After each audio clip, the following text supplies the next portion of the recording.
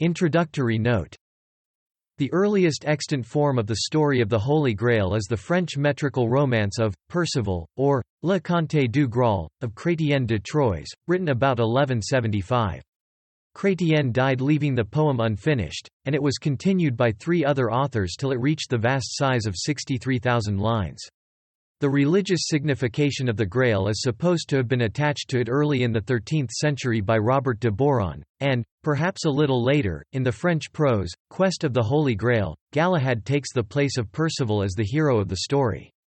The later history of the various versions of the legend is highly intricate, and in many points uncertain.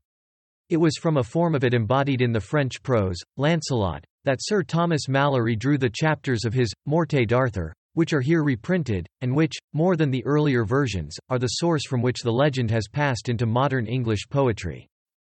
Until a few years ago Malory himself was little more than a name, our information about him being limited to the statement in Caxton's edition of the Morte d'Arthur, that he was the author. It now appears probable, however, that Sir Thomas Malory was an English knight born about 1400, of an old Warwickshire family. He served in the French wars under Richard Beauchamp, Earl of Warwick, whom all Europe recognized as embodying the knightly ideal of the age, and may well have owed his enthusiasm for chivalry to his association with this distinguished nobleman. He died in 1471. Malory's book is a compilation from French and English sources. These are chosen without much discrimination, and put together without great skill in arrangement. But the author's wholehearted enthusiasm for chivalrous ideals and the noble simplicity and fine rhythm of his prose have combined to give his work a unique place in English literature. In it the age of chivalry is summed up and closed.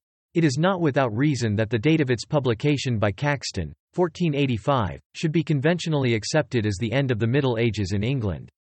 Romance had passed under the printing press, and a new age had begun.